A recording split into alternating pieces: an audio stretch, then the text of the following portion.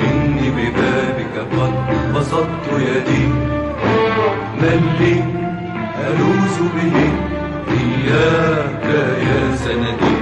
مولاي يا مولاي، مولاي إني ببابك قد بسطت يدي، من لي ألوذ به إلاك يا سندي. مولاي يا مولاي، مولاي إني ببابك، مولاي إني ببابك، مولاي إني ببابك، مولاي إني ببابك، أقوم بالليل والأسحار ساجية،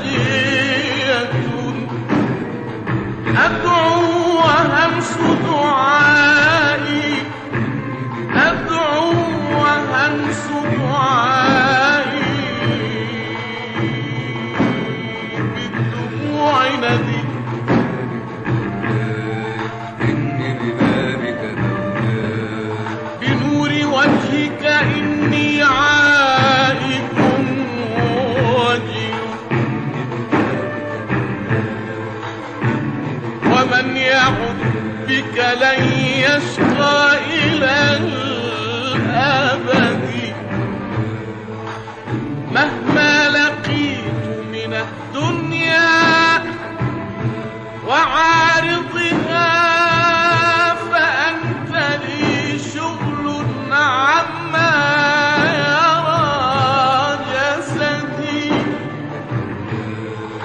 تحلو مرارة عيش في رضا،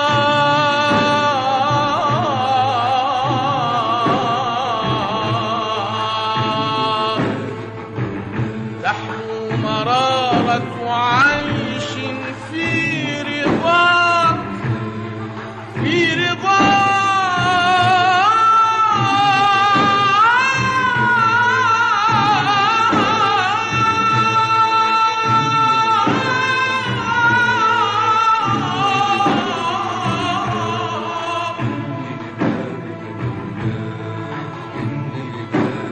تحلو مرارة عيش في رضاك، وما أطيق سخطا على عيش من الرغد،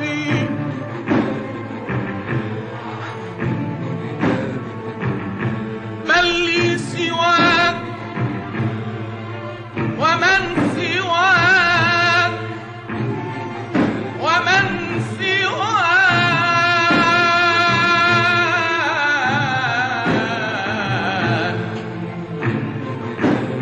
ومن سواك،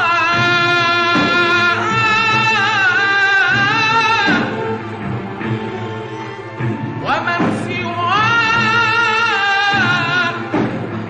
يرى قلبي ويسمع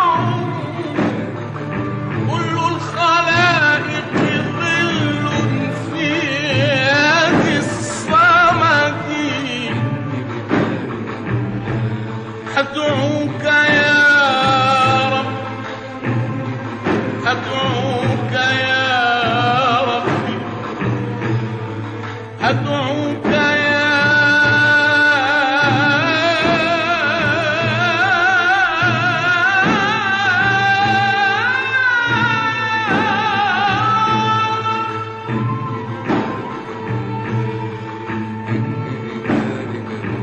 أعوذ بالله من الشيطان الرجيم.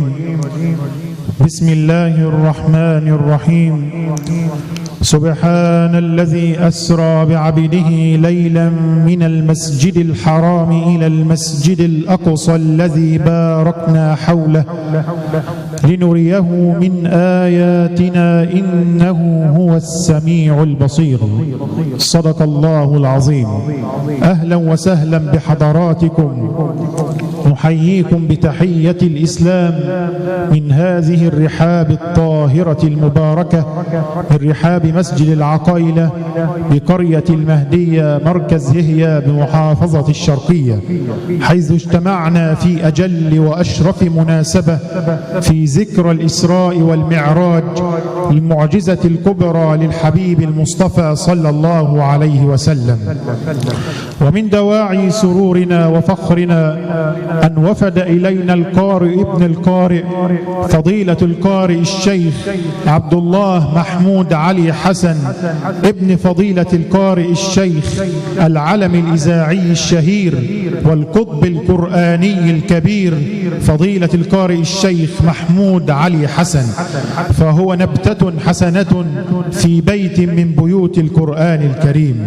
معجزة المصطفى صلى الله عليه وسلم في الإسراء والمعراج كانت معجزة كبيرة باهرة قاطعة لدلالة نبوة المصطفى صلى الله عليه وسلم، كانت من أجل أن يطلع الحبيب حبيبه على ما لا عين رأت ولا أذن سمعت ولا خطر على قلب بشر.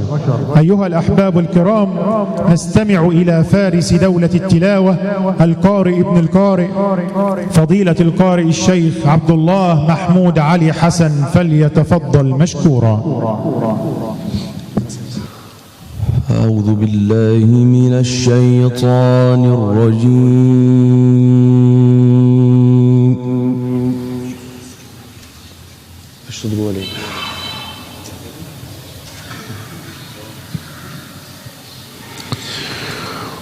بسم الله الرحمن الرحيم.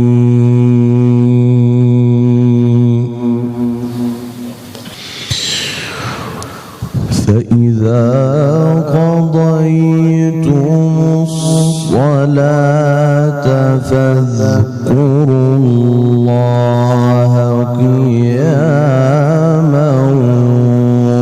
وقعودا وعلى جنوبكم،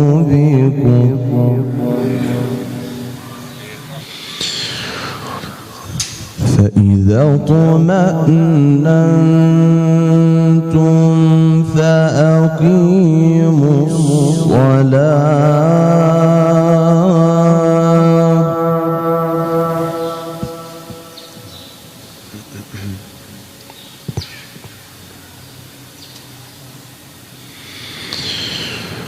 إن الصلاة كانت على المؤمنين كتابا موقوتا.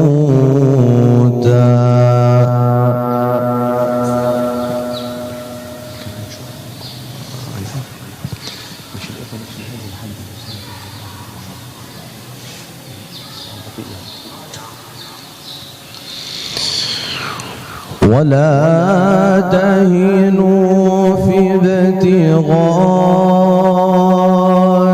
القوم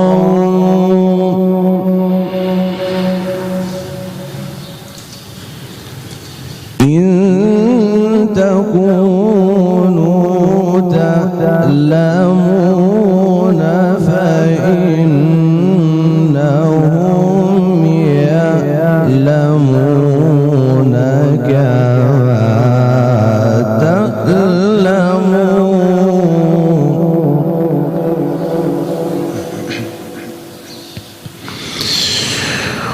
وترجون من الله ما لا يرجون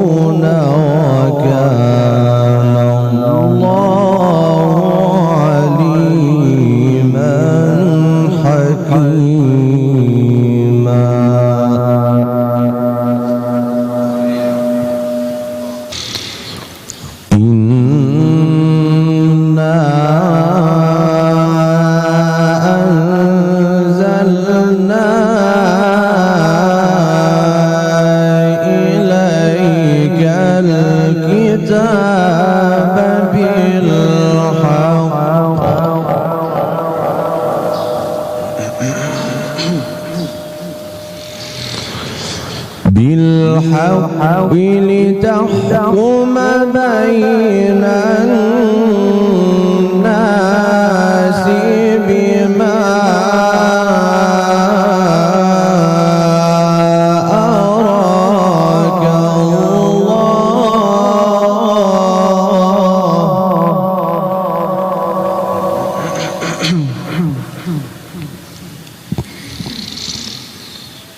ولا تكن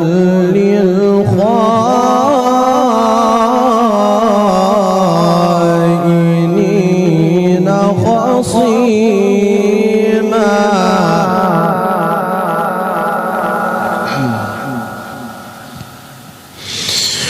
واستغفر الله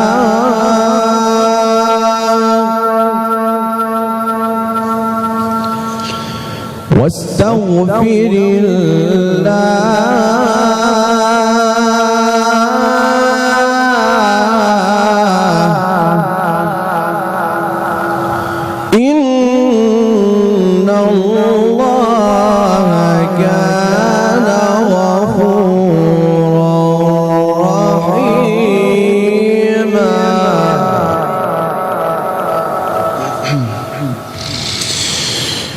فإذا قضيتم الصلاة فاذكروا الله قياما وقعودا وعلى جنوبكم فإذا اطمأننتم فأقيموا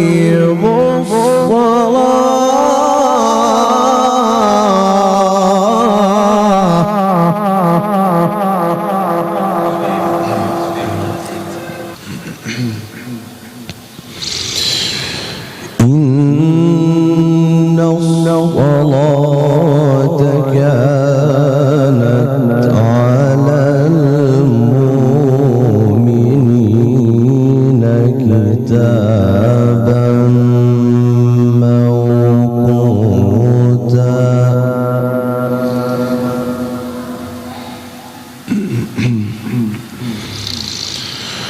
ولا تهنوا في ابتغاء القوم إن تكونوا تعلمون فإنهم يعلمون كما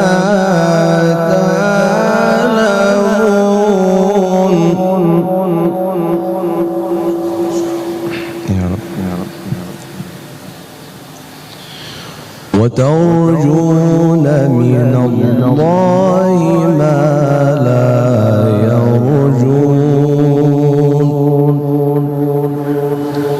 وكان الله عليما حكيما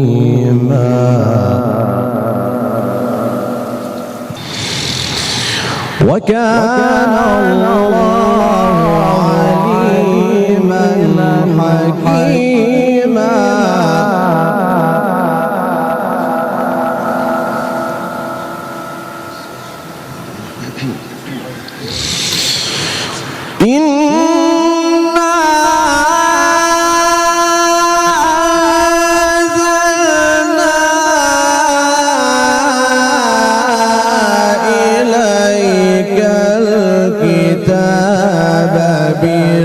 بالحق لتحكم بين الناس بما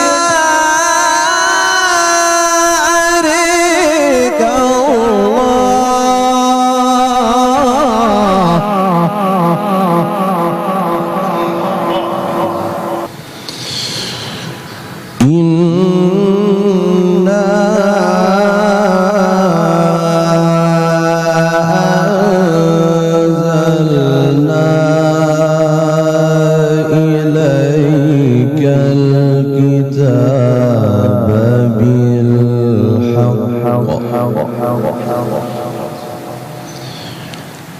بالحق لتحكم بين الناس بما أراك الله ولا تكن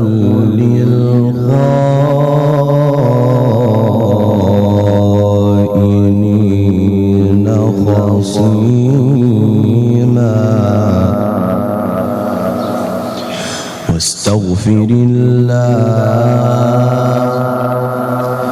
واستغفر الله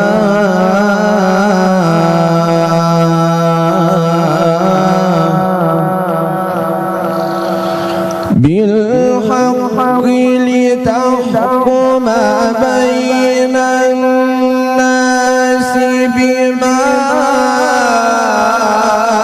أراك الله ولا تكن للخائنين خصيما واستغفر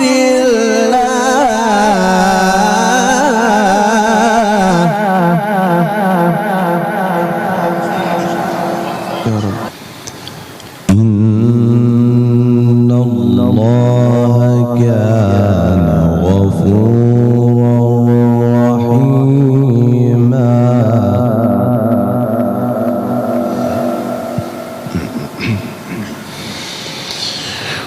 ولا تجادل عن الذين يختانون أنفسهم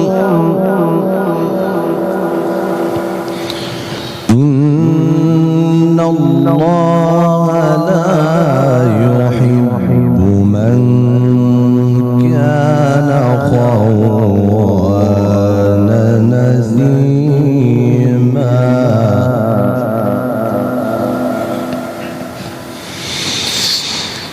ولا تجادل عن الذين يختانون أنفسهم إن الله لا يحب من كان خوانا نثيما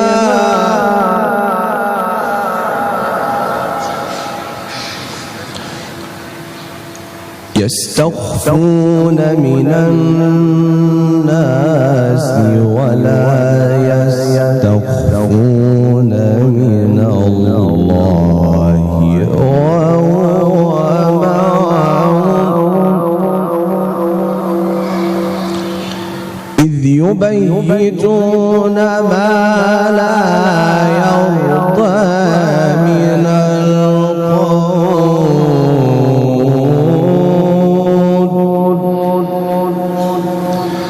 وكان الله بما يعملون محيطا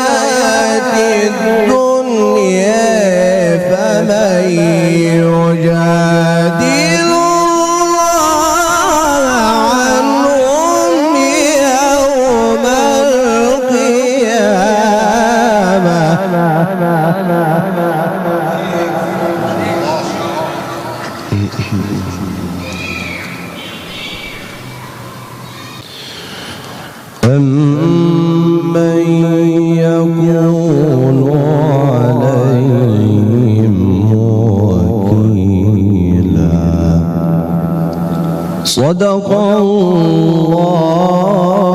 العظيم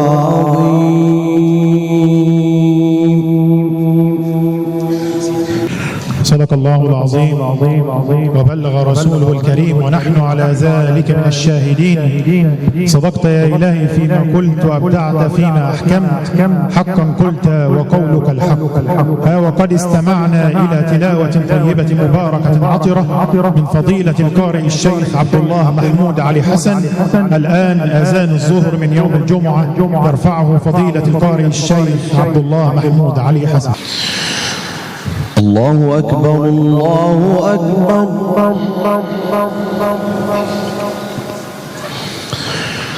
الله أكبر الله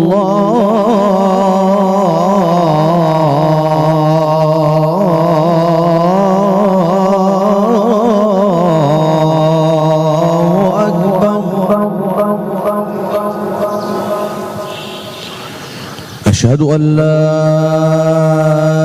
إله إلا الله.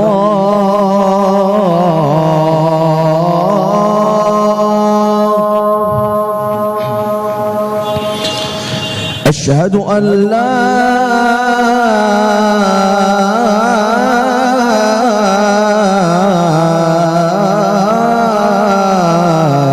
إله إلا الله.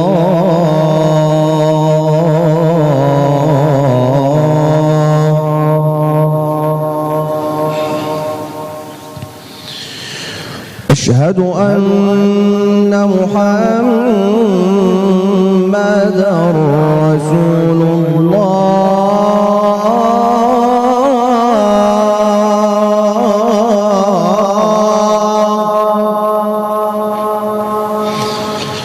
أشهد أن محمدًا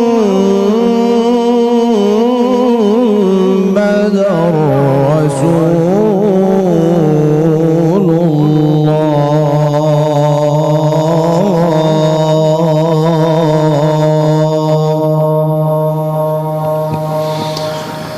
حي على الصلاة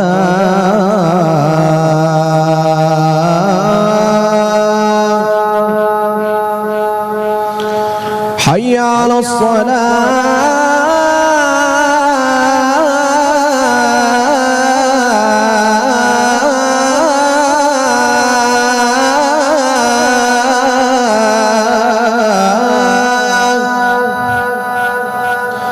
حي على الفلاح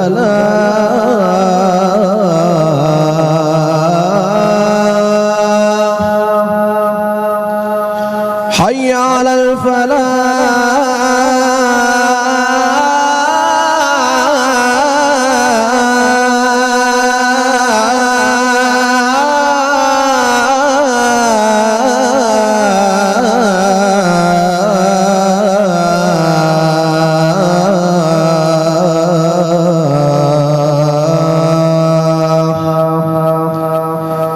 الله أكبر الله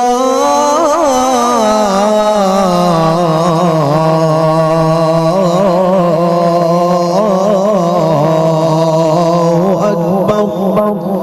لا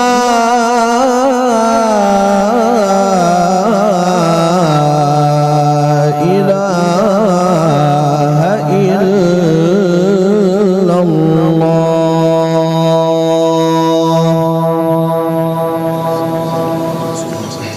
السلام عليكم ورحمة الله. الله أكبر الله أكبر الله أكبر الله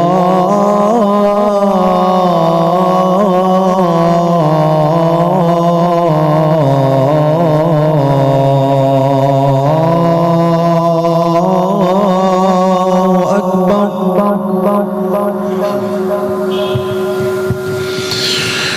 أشهد أن لا إله إلا الله.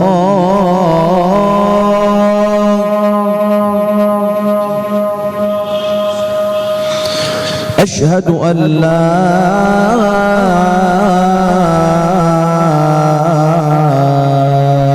إله إلا الله.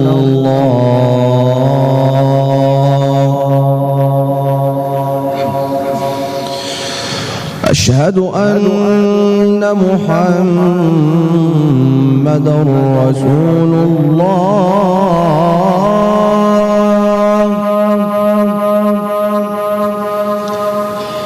أشهد أن محمدًا رسول الله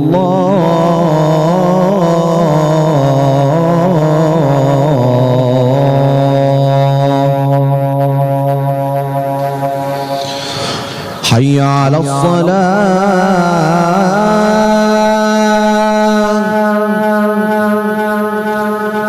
حي على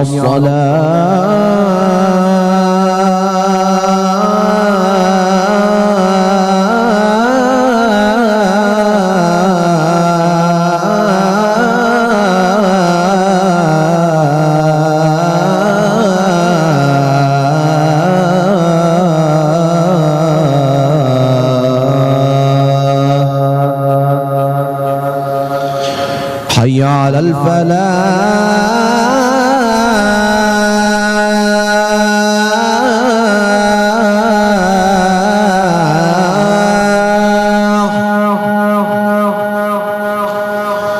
حي على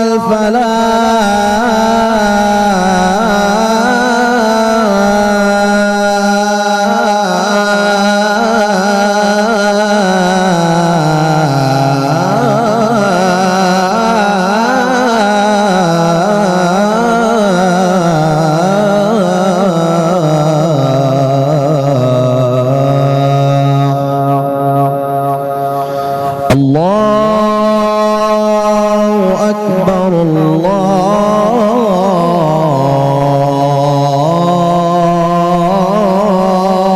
الله أكبر لا إله إلا الله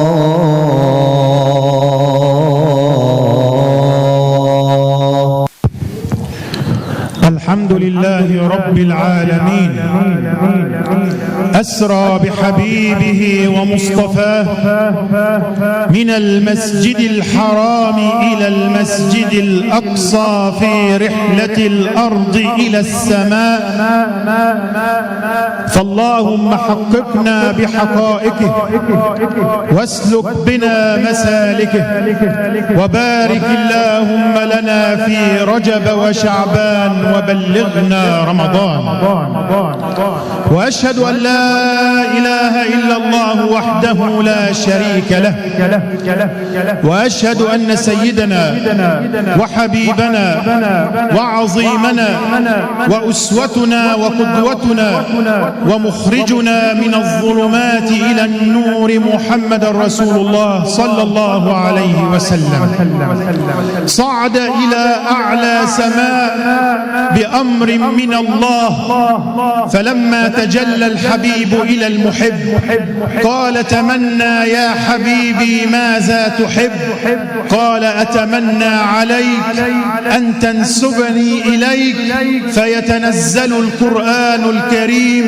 ليصف خير المرسلين سبحان الذي أسرى بعبده ليلا صعد الحبيب المصطفى ليحظى برؤية رب البرية فيسأل المولى جل جلاله يا رب مما خلقتني فيقول الله والله يا حبيبي لولاك ما كانت السماوات ولا الأرض ولا الجنة ولا النار ولا البحار ولا الأنهار فيقول الحبيب المصطفى وكيف خلقتني يا رب فيقول المولى جل جلاله نظرت في جمال نوري وصفائه فانتقيت منه أجمل وأجود الأنوار فأخذت قبضة بيدي فقسمتها 3 أقسام خلقتك أنت من القسم الأول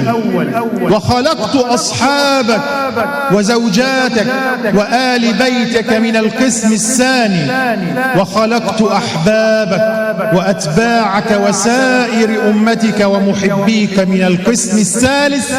فإذا كانت القيامة رددت النور إلى النور وغفرت لهم الذنوب وأدخلتهم الجنة برحمتي، فأبلغ بذلك عني أمتك.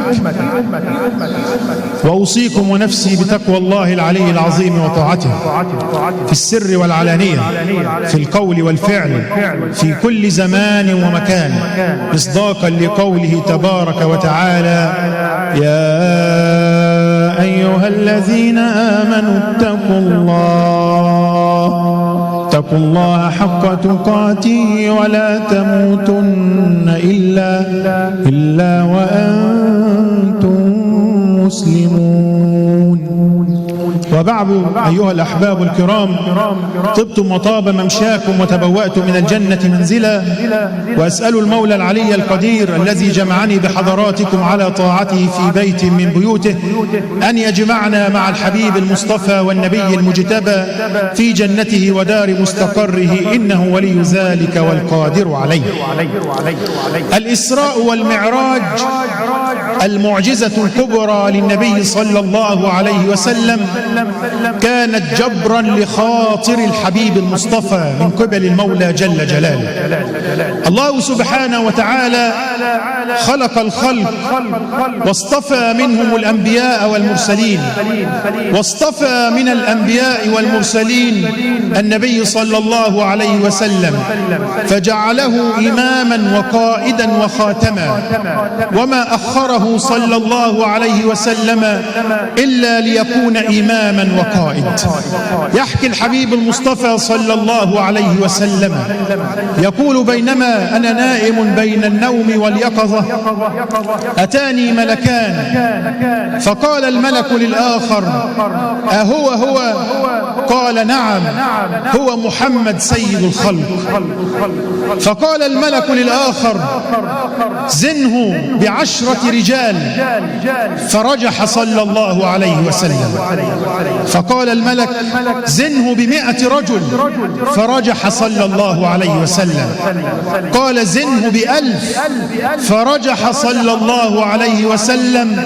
فقال الملك للآخر: حسبك، والله لو وزنته برجال الدنيا لرجح صلى الله عليه وسلم. يستيقظ صلى الله عليه وسلم ويركب ناقته ويسير في اتجاه المسجد الأقصى، وفي طريقه إلى المسجد الأقصى يمر بطور سينين الذي تجلى عليه رب العالمين لموسى، فيسأل سيدنا جبريل ويقول: ما هذا يا أخي يا جبريل؟ فيقول: هذا طور سينين الذي تجلى عليه رب العالمين فكلم موسى، أتحب أن تنزل هنا؟ فينزل صلى الله عليه وسلم ويصلي ركعتين حتى تتشرف مصر بقدمي النبي صلى الله عليه وسلم. يسير صلى الله عليه وسلم ويكمل سيره فيرى قبر سيدنا موسى عند الكثيب الأحمر، فيقول صلى الله عليه وسلم: رأيت موسى بن عمران قائما يصلي في قبره عند الكثيب الأحمر على مرمى حجر من بيت المقدس.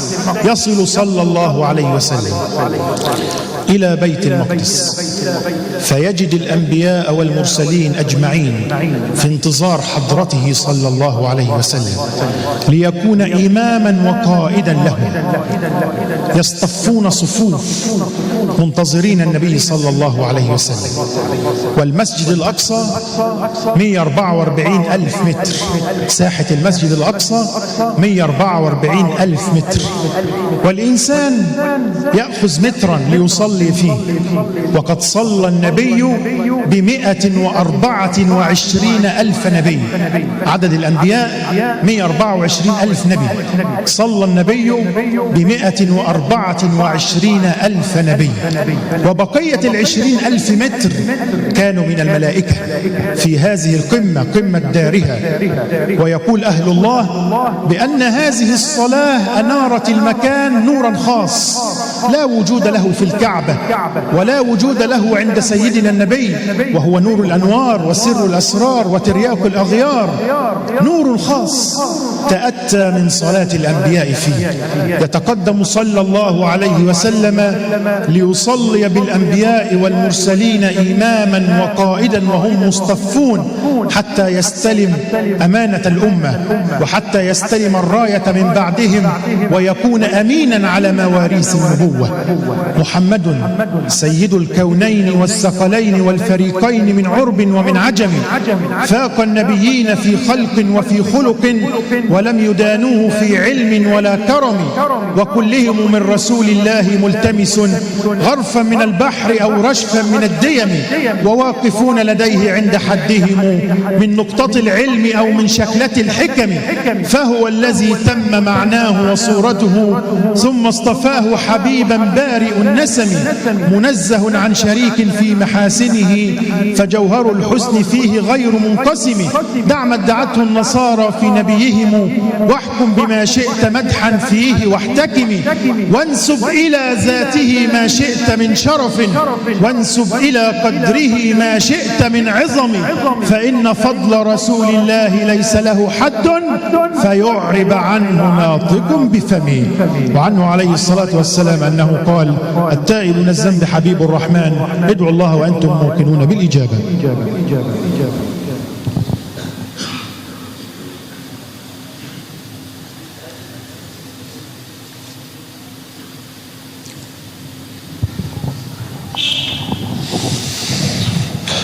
الحمد لله رب العالمين، وأشهد أن لا إله إلا الله وحده لا شريك له، وأشهد أن سيدنا وحبيبنا وعظيمنا وأسوتنا وقدوتنا ومخرجنا من الظلمات إلى النور محمد رسول الله صلى الله عليه وسلم.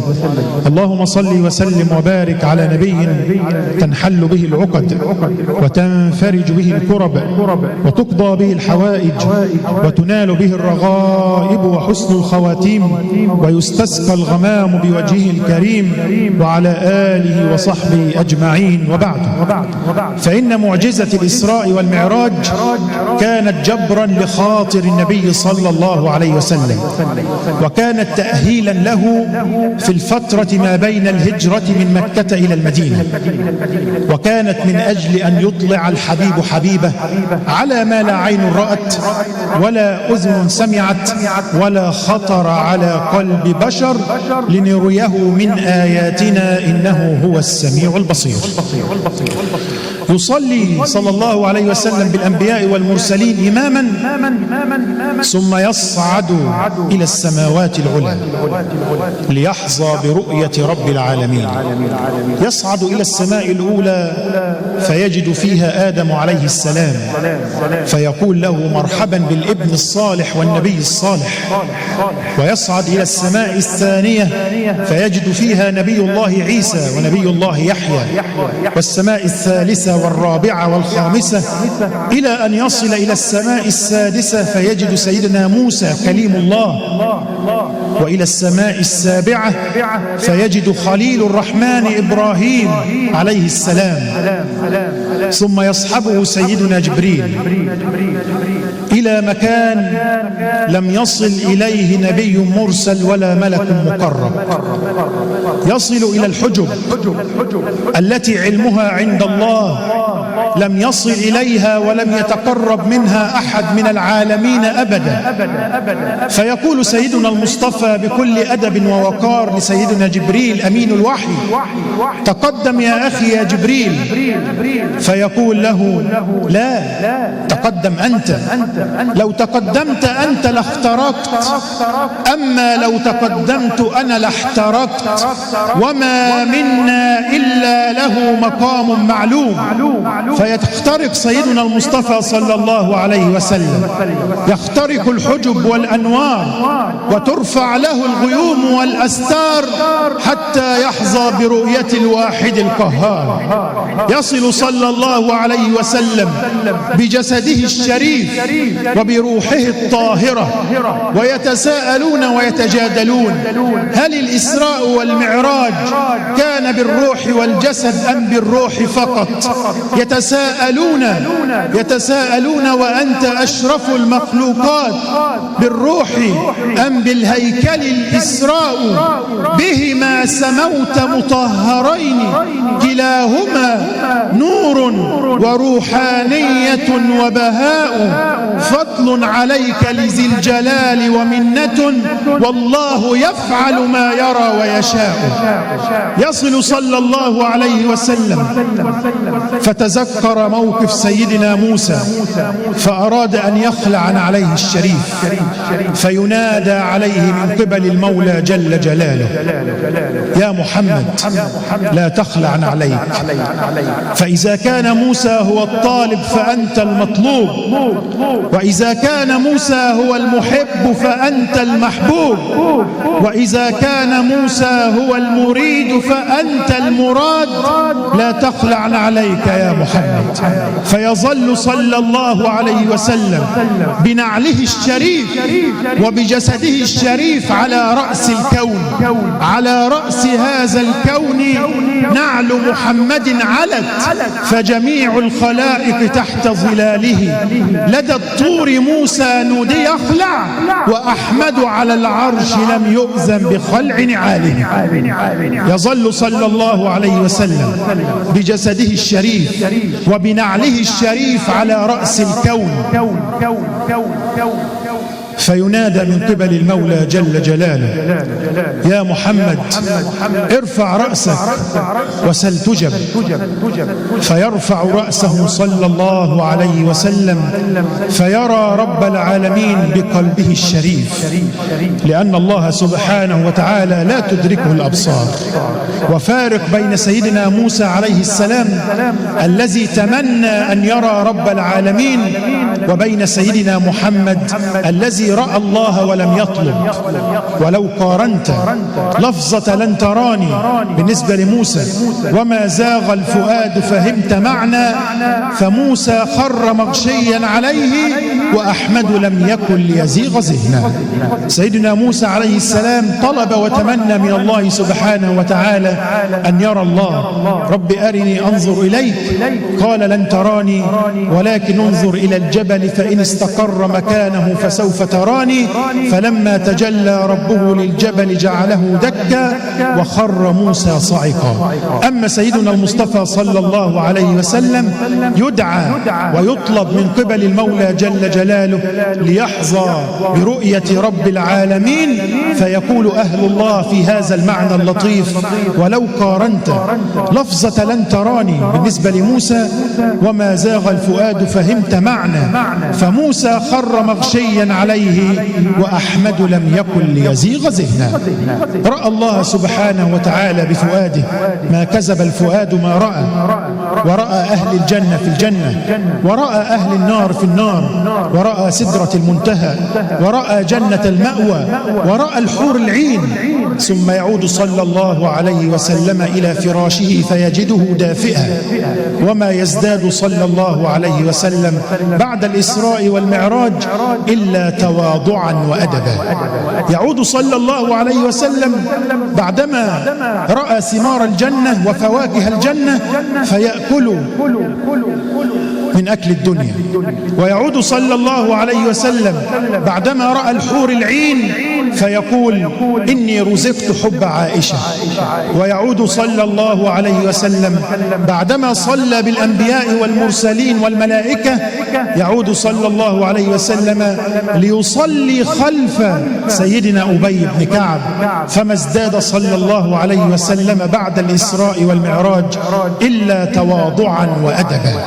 فالإسراء والمعراج الكلام فيها والحديث يطول ويطول، إلا أن الدرس المستفاد من الإسراء والمعراج أو الدروس المستفادة أنه صلى الله عليه وسلم ما ازداد إلا تواضعا وأدبا. لم يدخل الكبر ولم يتسرب إليه الكبر بعدما رأى الله سبحانه وتعالى، وبعدما رأى أهل الجنة، وبعدما رأى أهل النار، وبعدما اخترق الحجب، ما ازداد صلى الله عليه وسلم إلا تواضعا وأدبا.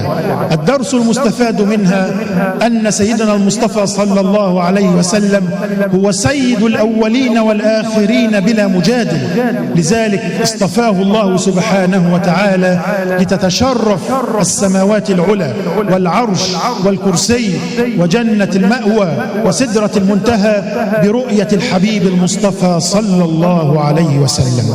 اللهم إنا نسألك بأسمائك الحسنى وصفاتك العلى يا رحمن يا رحيم يا أرحم الراحمين. اللهم اغفر لنا ذنوبنا وإسرافنا في أمرنا، ثبت على الحق أقدامنا، وانصرنا على القوم الكافرين. اللهم آت نفوسنا تقواها وزكها أنت خير من زكاها، أنت وليها ومولاها. اللهم لا تدع لنا ذنبا إلا غفرته ولا هما إلا فرجته. اللهم اجعلنا نخشاك كأننا نراك، وأسعدنا بتقواك، ومتعنا برؤياك، واجمعنا مع نبيك ومصطفاك. اللهم شفع فينا النبي المصطفى والحبيب المجتبى، أوردنا حوضه، اسقنا من يده شربة ماء لا نظمأ بعدها أبدا، ثم أدخلنا الجنة من غير حساب ولا سابقة عقاب ولا عتاب، برحمتك يا أرحم الراحمين يا الله. اللهم شفع فينا النبي المصطفى والحبيب المجتبى، حققنا بحقائقه واسلك بنا مسالكه، وبارك لنا في رجب وشعبان وبلغنا رمضان. عباد الله، إن الله يأمر بالعدل والإحسان وإيتاء ذي القربى وينهى عن الفحشاء والمنكر والبغي يعظكم لعلكم تذكرون. اذكروا الله يذكركم واستغفروه يغفر لكم واسألوه يعطيكم وأقيموا الصلاة. الله أكبر الله أكبر، أشهد أن لا إله إلا الله، أشهد أن محمدا رسول الله. حي على الصلاة حي على الفلاح، قد قامت الصلاة قد قامت الصلاة. الله أكبر الله أكبر، لا إله إلا الله.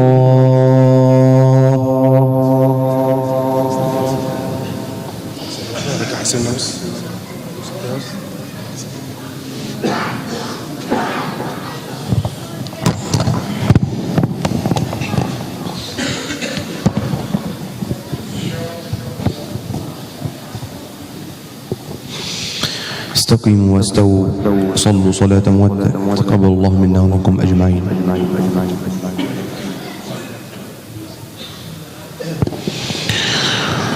الله أكبر.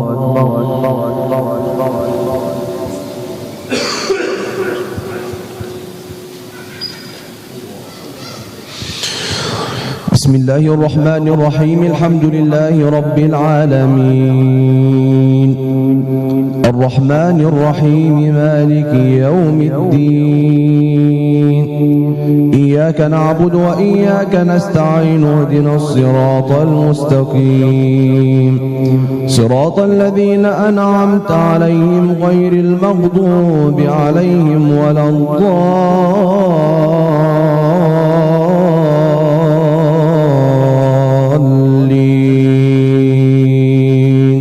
آمين.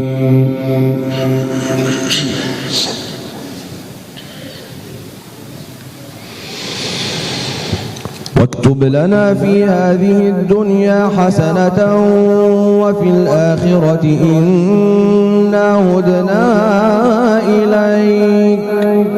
قال عذابي أصيب به من أشاء، ورحمتي وسعت كل شيء، فسأكتبها للذين يتقون ويؤتون الزكاة والذين هم بآياتنا يؤمنون. الذين يتبعون الرسول النبي الأمي الذي يجدونه مكتوبا عندهم في التوراة والإنجيل،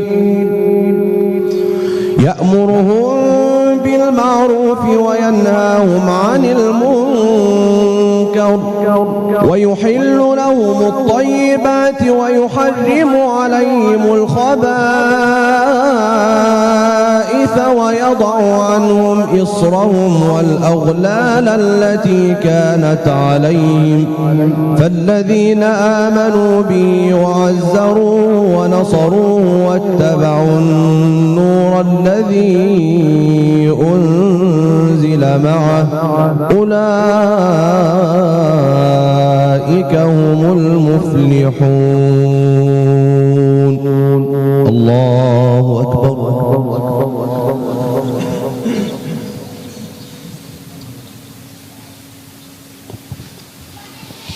سمع الله لمن حمده. الله أكبر.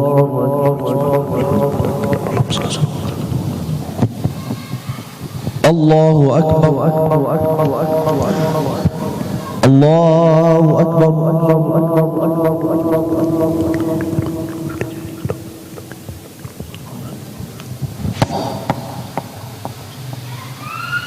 الله أكبر.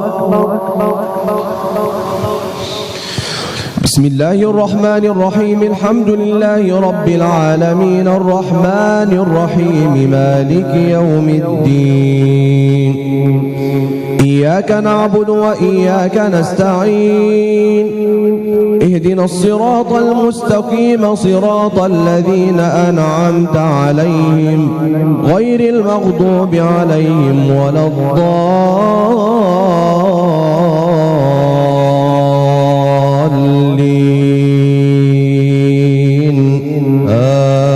آمين. بسم الله الرحمن الرحيم.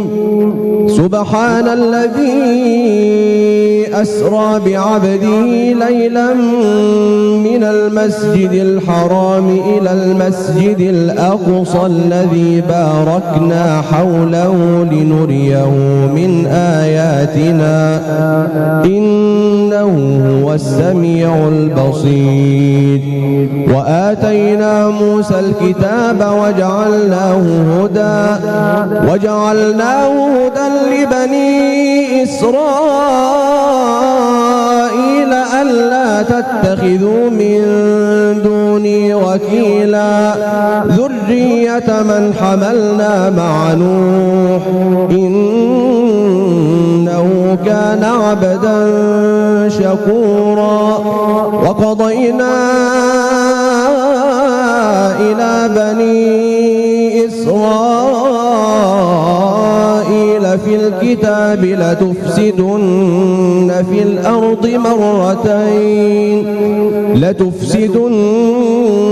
في الأرض مرتين ولتعلن علوا كبيرا. فإذا جاء وعد أولاهما بعثنا عليكم عبادا لنا أولي بأس شديد فجاسوا خلال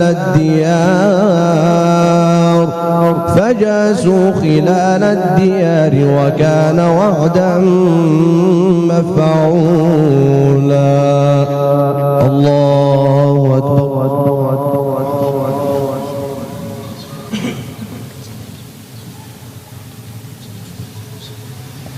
سمع الله لمن حمده. الله أكبر.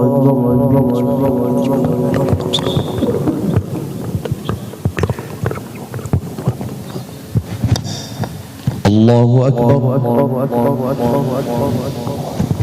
الله أكبر. الله أكبر.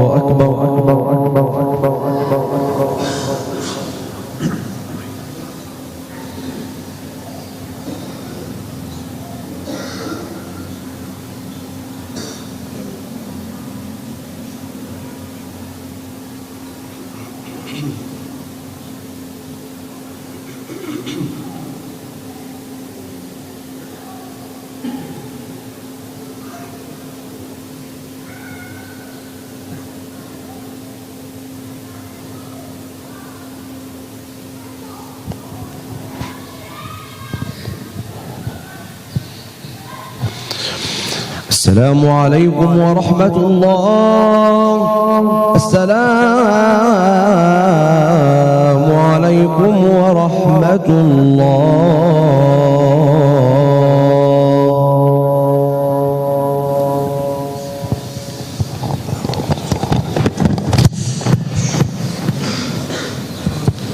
السلام عليكم ورحمة الله. تقبل الله منا ومنكم صالح الأعمال. كل عام وحضراتكم بخير. فرصة وفضيلة الشيخ عبد الله معانا أول مرة يشرف مهدية، وأنه هدية نورت بيه. نستمع إلى تلاوة، نستمع ونستمتع إلى تلاوة من فضيلته، فليتفضل. أعوذ بالله من الشيطان الرجيم.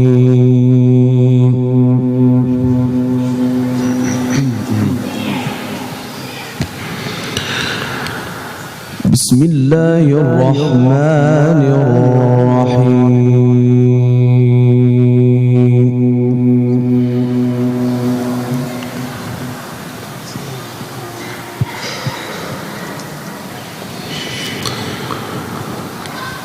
سبحان الذي أسرى بعبده ليلا من المسجد الحرام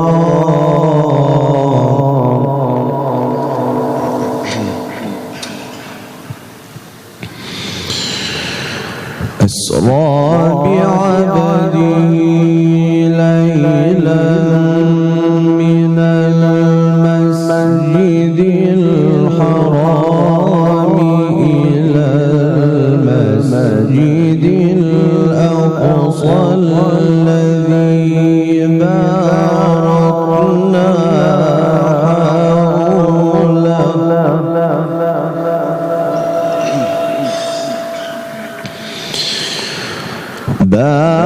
باركنا حوله لنريه من آياتنا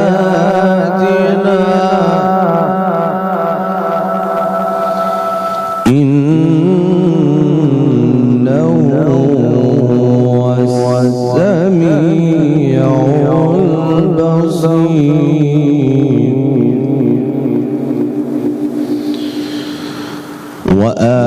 وآتينا موسى الكتاب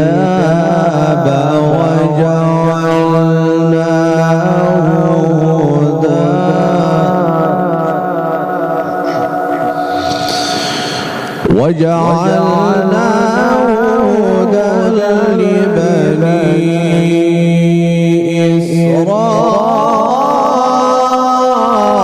إسرائيل ألا تتخذوا من دوني وكيلا.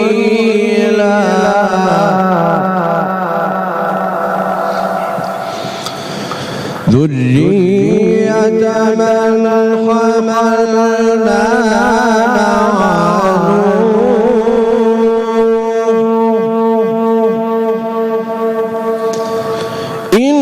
إنه كان عبدا شكورا.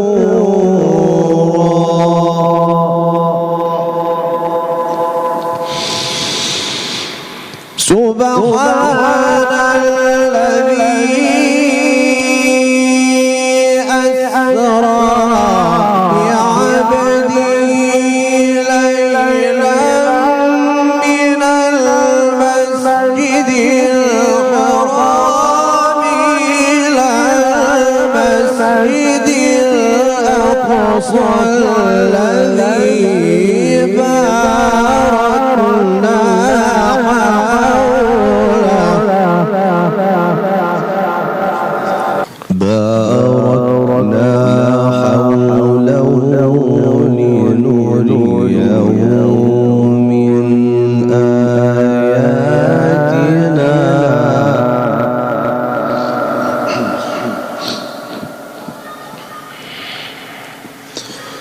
إنه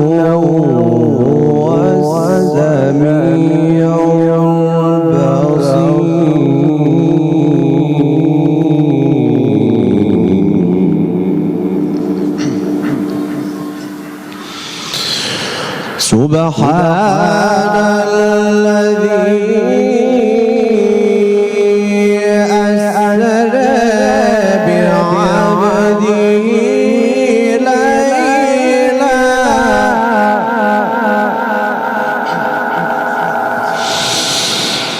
سبحان الذي أسرى بعبده ليلا من المسجد الحرام إلى المسجد الأقصى الذي باركنا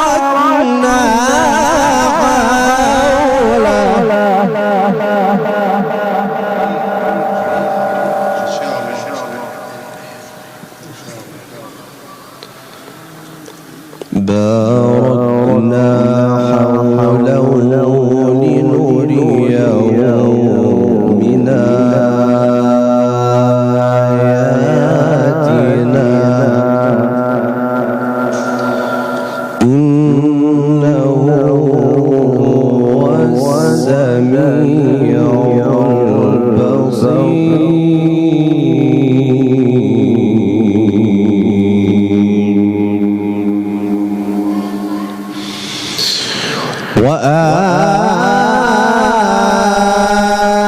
وآتينا موسى الكتاب وجعلناه هدى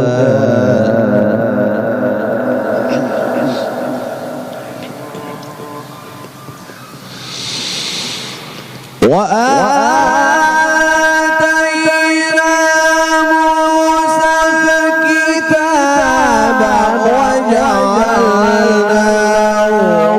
هدى لبني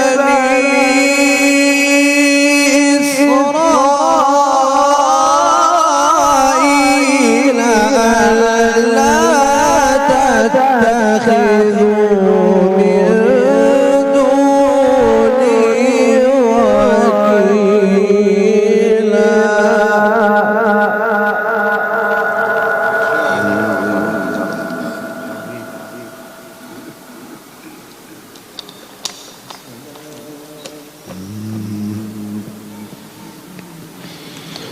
ذرية من حملنا مع نوح إنه كان عبدا شكورا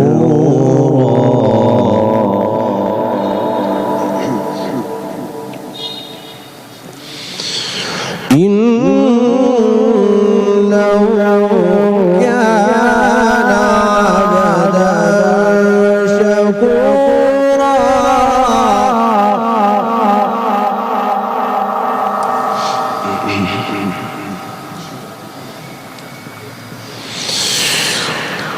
وقضينا إلى بني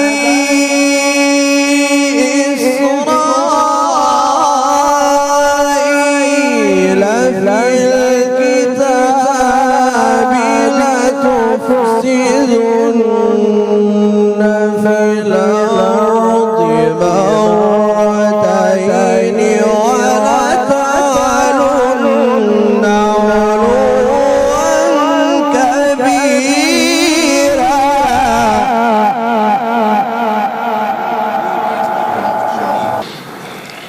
فإذا جاء وعد أولاهما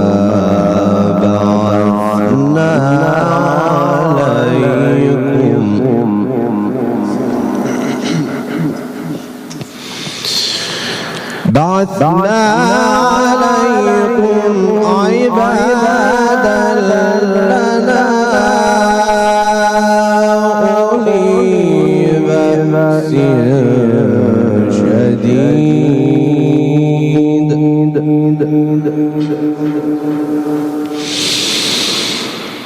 فإذا جاء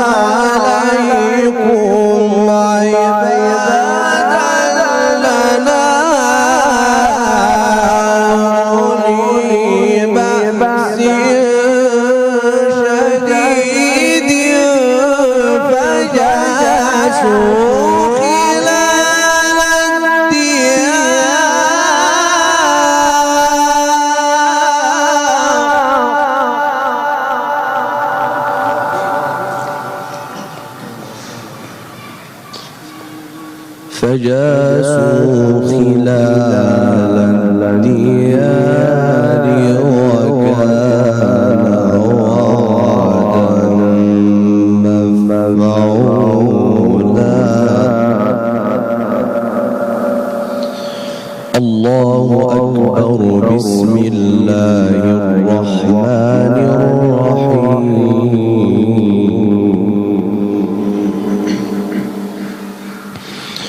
والنجم إذا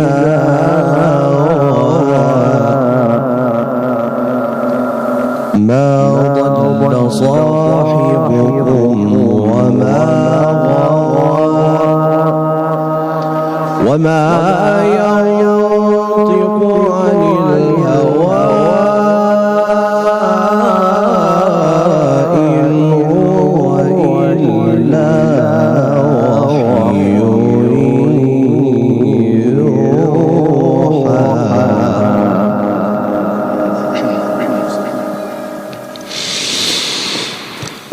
والنجم إذا ما ضل صاحبكم وما غوى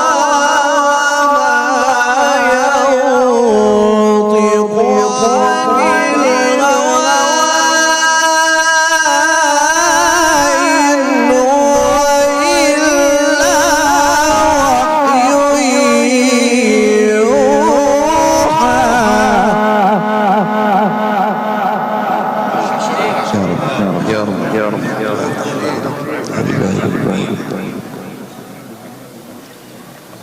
إن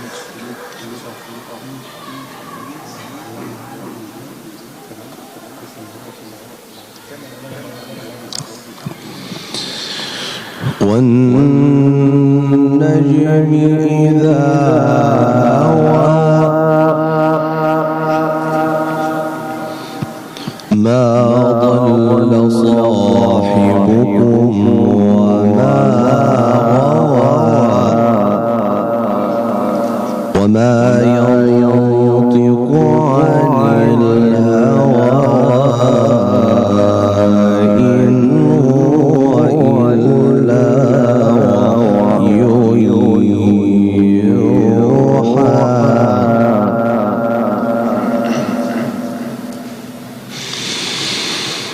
والنجم إذا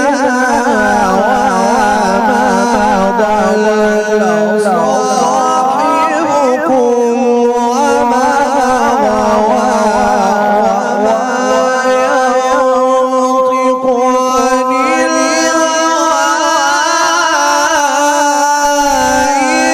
هو إلا وحي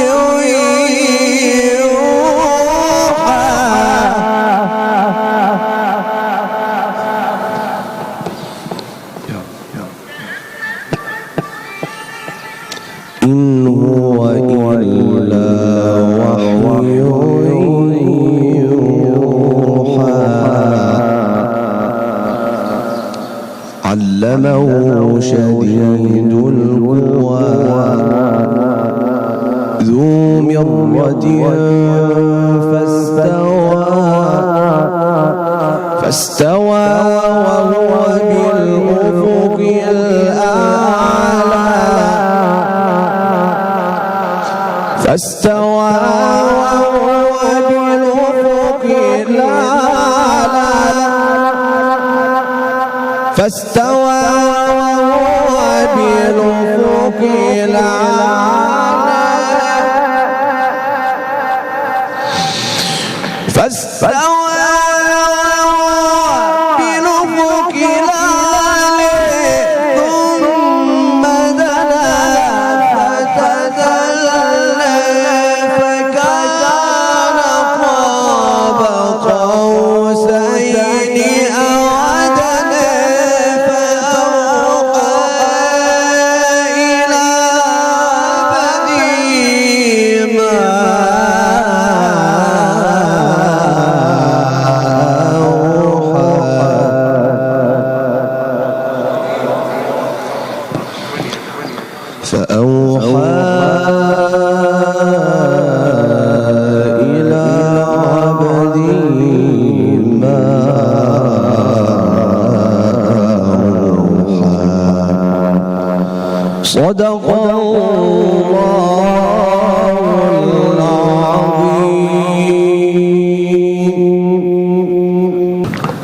صدق الله العظيم المتوحد في الجلال بكمال الجمال تعظيما وتكبيرا، الذي نزل الفرقان على عبده ليكون للعالمين نذيرا، وبلغ رسوله الكريم الذي أرسلته إلى الثقلين الجن والإنس بشيرا ونذيرا، ونحن على ذلك من الشاهدين. صدقت يا إلهي فيما قلت وابدعت فيما أحكمت، حقا قلت وقولك الحق. وقد استمعنا إلى آيات بينات من ذكرى إحياء الإسراء والمعراج من فضيلة القارئ ابن القارئ فضيلة القارئ الشيخ عبد الله محمود علي حسن، وهو امتداد لبيت القرآن الكريم. بارك الله فيه وفي والده. كل عام وحضراتكم بخير.